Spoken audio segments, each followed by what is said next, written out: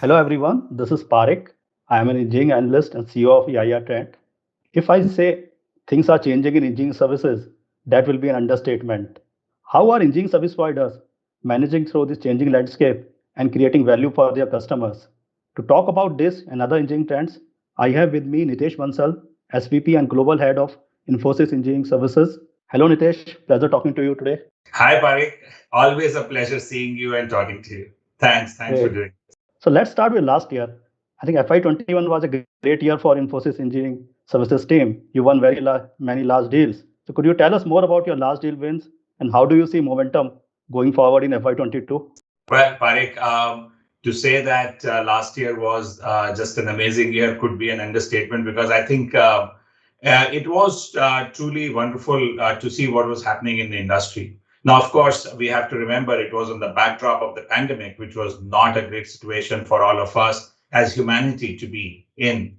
But looking at the kind of digital transformation that took place in that 1 year, partly forced by the pandemic, partly forced by the fact that the industry around had been preparing for adopting digital for almost 3 years ago, right? And it was kind of building up. And what we anticipated in the beginning to be a sort of slowdown or shutdown scenario actually just snowballed into a massive digital adoption curve, right? And not just for Infosys, I think the entire industry benefited out of it. um, if I look at the massive trends that came out of it, because of the requirement of remote working and resilience, cloud almost became pervasive. Even in areas, and especially in engineering areas where we work in, Right. cloud was a little bit of, be careful before you adopt, and on shop floor, cloud doesn't work, or because it does not deliver the latency requirements, and so on and so forth. Right. But because of what happened during pandemic, it almost became a necessity. And so cloud became pervasive in our area. Also, connectivity options, especially with the incoming of 5G and increasing of all the SD-WAN and Wi-Fi 6 kind of connectivities, it just increased the ability of the enterprise to connect remotely and work. As a result, of course, remote working became possible. Remote working probably was the only way people could continue doing their business, and that led to call it a business inflow for all of us, because as the Indian engineering R&D service providers have for a very, very long time excelled in the art of being able to deliver those critical services using a talent pool which is dispersed, which is located not exactly at the location where the services are consumed. And we have built that infrastructure, and we built that capabilities, methodology, etc., to deliver that. So suddenly the realization in the industry that this is the model that can help us wade through this crisis, and not just wade through the crisis, actually change the complete cost mix of our cost of goods sold, and carry on the work in a very resilient and risk-free manner, just simply was amazing. I mean, that was the effect that caused a lot of these large deals. And since you asked about to comment on some of the large deals and how we see it going forward, well, most of the large deals have been in two or three buckets. There are significant, cost takeout kind of deals where clients have been running their engineering centers, but in close proximity to where their manufacturing or research is happening, which we were able to potentially lift and shift, or put a mechanism in place by which they can monetize those investments, where we could set up the labs, the whole R&D infrastructure, and run a team remotely or in a dispersed manner to offer the best kind of both cost and speed advantages. There are others where there were products that needed to be supported globally, and the only way to do it was with a dispersed workforce, and we took over those products and the product life cycle, and started supporting. And then the third were of simply digitally enabling those shop floors and those organizations, where they were looking at, so now how do we continue to collaborate and work with our customers or extended value chain? So implementing collaboration technologies, bringing in that dispersed way of working. And of course, in doing that, also getting rid of technical debt and bringing agile and DevOps ways of working and tools became all part of it. So we've seen significant large deals in that space, and I'm sure as we talk about it, I can refer to a few and give some examples as well. So in my research, Nitesh, I found out there are four major drivers basically for any service provider's growth. Mhm. The one is the large deals, the second is acquisitions, the third is the partnerships, and four is the solutions. You already touched the large deals. So could you talk us more about your acquisitions, your partnerships and solutions? Absolutely, and you are bang on, Parik, with that. That these are the four key drivers that have driven the industry, and I see them being, true for the coming few years as well.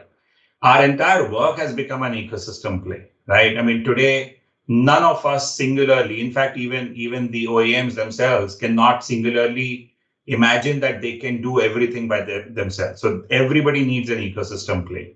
So establishing those partnerships and alliances has become extremely important.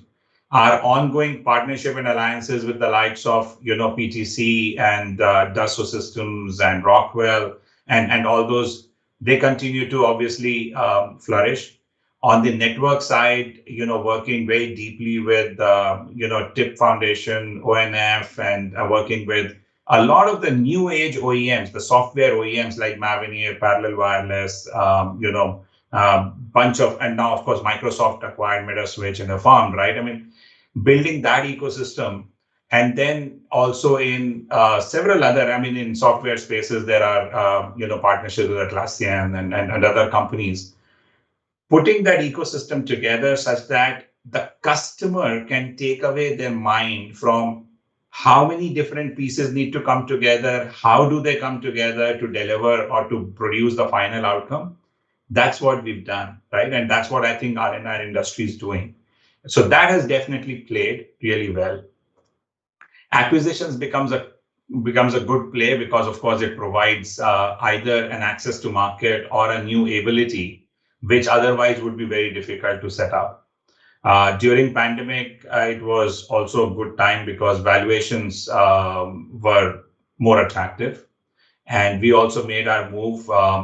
We have seen consumer and medical devices space to evolve significantly during the time, largely because services have become dispersed, and the only way healthcare services could be delivered or consumed was through the intervention of devices and platforms by which the caregivers could connect to the patients or the people in need and administer, I mean, do the diagnosis and administer the medication or the treatment that they had to. With the advent of consumer grade technologies, imagine an Apple Watch becoming an electrocardiogram and offering medical device grade results. The lines between consumer and med devices had blurred. And we who have for a very long time been in the space, we are ISO certified. We have done deep engineering work to develop those diagnostic and medical devices. We wanted to get upstream capability from concept design, human factors engineering, prototyping, and regulatory submissions perspective. So we were lucky, very, very fortunate to have found a brilliant asset in the space called Kaleidoscope Innovations. They're based in Cincinnati, 30 plus years of existence, having been doing exactly the work that I talked about, concept design to human factors, regulatory submissions, doing all sorts of prototyping, and then taking it all the way to engineering and manufacturing, right? With their capability of labs and the machine shop that they have in Cincinnati, they're able to do this in a rapid manner. I was amazed to see when I went there how they're able to have a client meeting in the morning, convert it into a prototype in the afternoon, and get a human factors testing done in the evening to have the next iteration done on the next day, right? And so that has been great acquisition. It has significantly boosted our consumer and med devices capabilities. We in fact restructured a bit to create a specific subunit within engineering called consumer and med devices, which also now subsumes media devices, telecom devices, and embedded engineering and semiconductors, because all of this world in our mind is coalescing together. because they have same kind of needs, same kind of engineering requirements. And then last but not the least, of course, large deals, like you said, I already talked about.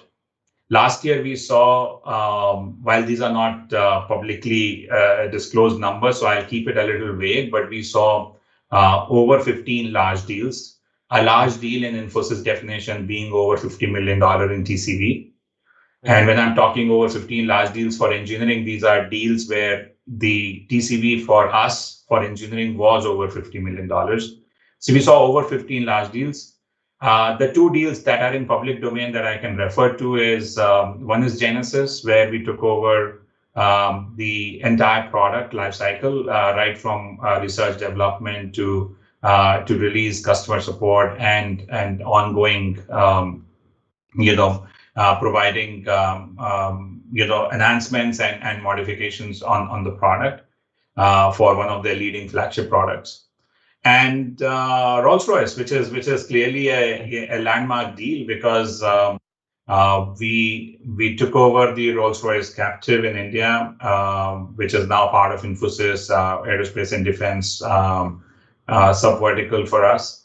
And we are now one of their core R&D partners to help them digitize what has traditionally been a core mechanical or a turbo machinery product, right? How to bring more and more digital into it and how to modernize it and take it towards the future objectives of safe aviation fuels and low emission flying and all those kind of things. So two great deals, and of course there were more than a dozen others. Great drivers for the industry. Great. I think 15 large deals are very good. You're firing on all cylinders, Hitesh. Yeah. So let's talk about pandemic in more detail, which we touched earlier. So how are you seeing needs of customers changing in pandemic? In my research, I see two major trends here, like velocity in digital and cost saving in physical. So are you seeing the similar trends? And where else are you seeing opportunity to help customers? So first of all, Parik, I'm going to borrow that from you because cost savings in physical and velocity in digital is absolutely aptly put, because the biggest trend during the pandemic that has happened, and it's not just generated there, it was happening, but it got accelerated, is how the physical devices or physical things are becoming more and more digital. I call it the phygital revolution, where the content of digital or software is increasing in every product. And what that means for the companies is obviously one, their costs are tied up in the physical part, meaning they've invested in labs, in R&D facilities where they've put in all equipment and everything in place in order to continue to do the research. But also the production facilities and all have been traditionally built, heavy equipment, and the infrastructure that goes along with it and connectivity. It's all very fixed, right? And their ability to continue to optimize that and make it more agile also depends on what kind of technology and what kind of things they have in place, right? On the other hand, they realize that the component of software is increasing. So this company or this enterprise, which has been an excellent, let's say, mechanical engineering or electrical engineering shop, now also needs to be an equally good software engineering place. And that's not like everybody's cup of tea. So on one hand, enabling the clients to develop that software engineering capability, understand the tool set and the methodology that goes along with it, the DevOps tools to be implemented, helping them train that workforce and bring them to that point where they can work hand in hand. And on the other hand, releasing the cost pressure from the physical side, whether it's by taking off some of their research and development load and costs, or by improving and modernizing their infrastructure options that they have, which actually turns their shop floor to be more agile, right? And that's how helping them become more phygital. Just throwing a little more light on the physical aspects, because I think in one of our conversations in the past, I had mentioned this. Right. Last 3 or 4 years, that digitization has happened mostly on the front of the house. Why? Because there it was about adopting a CRM or putting everything into ERP or creating digital front ends and creating customer experience on the front of the house with the customers, or even doing parts of RPA and AI into a lot of day-to-day enterprise work. But when it came to the back of the house where actual production took place, the machines were fixed, connectivity options were fixed, so the humans revolved around the machines, and you had to basically tune everything to those physical tenets of what you had in place, right? And if the organization wants to become truly digital, then the same agile ways of working that have been adopted in the front of the house need to carry to the back of the house, which basically means they need to untether this ecosystem. The machines need to revolve around the humans rather than humans revolving around the machines. And for that, they need connectivity, which is not fixed or wired, but wireless forms of connectivity. And networks, which are no longer human grade or user grade, where you know, oh, there are 20 people working in the factory, so I need 20 endpoints. No, it's not 20 endpoints anymore. This entire shop floor is made up of hundreds of machines which have thousands and maybe hundreds of thousands of components, where every component today is smart, is connected, is spewing out data every second, every millisecond, which allows you to become more and more efficient. And hence, you need a network that will support this millions of connections at the same time. And hence, you need a device grade network. And that device grade network today, whether you put a private 5G or a 5G connection in place, which allows you to be wireless, which allows you to be device grade, which gives you low latency, right? Massive machine type communication, etc. And then you can untether it. Now your shop floor can become as agile as your front office, right? You can move the assembly line around. You don't need to configure it in a particular manner as it has always been, right? And now the workforce can actually use smart drills, smart hammers, smart tools, right? Because they can be connected. And they can use augmented reality, virtual reality for inspections, quality checks, and all of those things, right? So that is the wave that is happening now. That is what we are enabling our customers for and will do going forward. And then last but not the least, the fact that every such thing will lead to consumption of these goods and physical things as services, which requires a platform interface, right? Because how do you consume air conditioning as a service? You consume it because you are no longer depending on turning on and off the HVAC by yourself and buying an asset and installing it. It's installed once, and then you have an interface on your mobile device or on your computer or something, and you set the ambient temperature, and the device takes care of how to maintain that ambient temperature when you need it. And you pay for the need. And hence, this platform in the middle becomes the essential interface or tool for consumption. So, enabling our clients to develop those platforms, move those assets to cloud, servitize the physical assets has been a significant way of helping move our customers to that digital side of the house and improve that journey. I see that going forward, at least for the next 18 to 24 months, to be consistent and to continue. Nitesh, if we look at large mega trends, we see sustainability, which everyone is talking about, and rightly so. Infosys is doing some great work in sustainability. But what is the engineering services play in sustainability? Oh, big time, Parik, big time. In fact, that is why in Infosys we incubated the sustainability unit under engineering services. And I tell you why. See, Infosys, thankfully, and I'm very proud about this, has been a leader in becoming sustainable itself, right? I mean, we announced becoming a carbon neutral company last year, which was 30 years before the requirement of the Paris Convention. And we also won the United Nations Sustainability Award for being a carbon neutral company.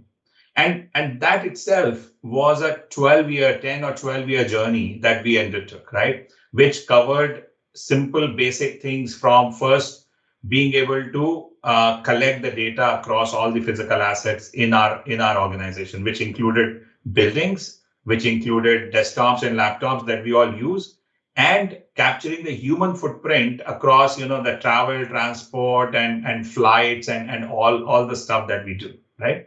So a massive data gathering exercise. To collect certain amount of that data, you need what you and I commonly called IoT, right? Because how do I know what is the energy consumption and the heat generation out of a HVAC unit, out of a chiller, out of a water purifier, and so on and so forth, right? And once you collect data and then you set the goals, then you know what you need to improve, right? If you want to bring the energy consumption down, like we have done for our buildings, we brought average energy consumption down by more than 60%. How? By first using smart technologies to sense and understand when and how these spaces are being used. And once we know when and how these spaces are being used, we are able to tune the lighting, the heating, the ventilation, and those things according to the need. Which means I'm not constantly running my HVAC systems, I'm lighting up the areas which are not in use, and so on and so forth, right? So once the physical spaces start sensing and responding, they become smart. So we launch those services as smart spaces, and that's an engineering services offering, right? And now we see it grow into not just areas of energy conservation, but also health and safety, because it includes monitoring. You can do so many things using cameras and face detection and all that. And during pandemic, this is what became a return to workplace solutions, because we can do mask compliance, we can do social distancing, we can do area like hoteling or booking of those common areas using the same set of solutions, because now I have the ability to sense and respond, right? Now you take it the next step. Now I need to optimize the way the HVAC itself works, right? Because I'm getting usage data and I'm getting the condition monitoring data of the device, I'm actually able to fine tune it. I'm able to build things like radiant baffles and smart cooling systems using materials which actually significantly increase the efficiency of how my HVAC system works, right? So that all of that has a direct impact on the carbon footprint that we have as an organization, right? Then come to the other side of the house. This is still, as we call, front end digitization. This is what our footprint is, right? But the bigger impact is what is our handprint, which is when an organization, which is take any organization, take a large company, a manufacturing company, take Johnson Controls or Daimler, whoever, right? So I can make their offices smarter. I can make their footprint go down, right? But then the cars they produce or the machines that Johnson Control produces, right?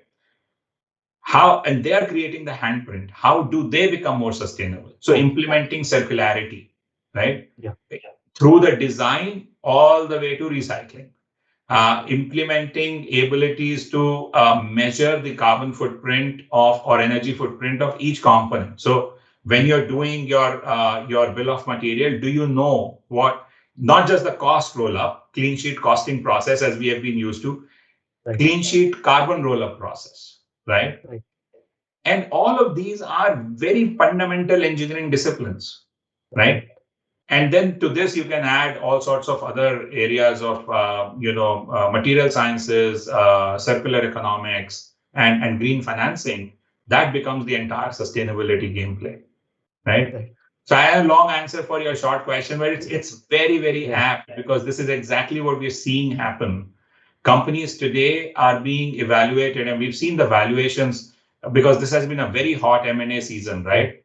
We've seen valuations of companies vary by almost 25% based on their ESG index and what they're doing towards sustainability. So it's an amazing area to be. This is my last question, Nitesh. How do you see growth aspects of engineering services market in general and Infosys in particular? And you can be as candid as possible. No, I think there has never been a better time in the industry, Parek. I mean, the number of transformation shifts that are taking place at the same time, right from, like I said, cloud becoming pervasive to connectivity options getting fundamentally transformed with coming of 5G, because 5G is not an incremental shift from 2G to 3G to 4G, right? It's a fundamentally different technology, completely software defined, ultra low latency, extremely high bandwidth, right? And fundamentally a B2B technology, right? This is for once not a communication technology which is focused towards making your smartphone a little more smarter, right? Well, it will, but it's fundamentally going to change what the enterprise does, right? On the other hand, we talked about the devices revolution, how consumer and med devices are kind of converging, how consumer technologies is taking over our lives. I mean, I was talking to my son last week, saying, look, in the modern household now, it's even impossible to decipher how many smart devices you have and how many devices you are using. Because from med device perspective, when I was growing up, I think the only thing we had at our home was a thermometer, right? To take temperature once in a while. Yeah. Now every household has a blood pressure monitor. Those who need it have a blood sugar monitor. People have oximeter. People even have, because of Apple Watch, have an ECG at home, right?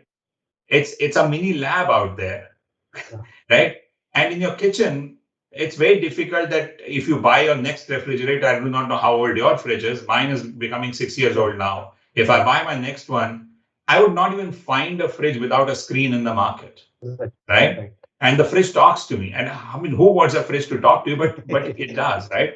Toasters are becoming smarter. So somebody somewhere has a count of how many toasts you eat in a month and how brown do you like them. So the thing is, device revolution and all of this getting consumed through a platform, all that data kind of transforming itself, it's a massive trend.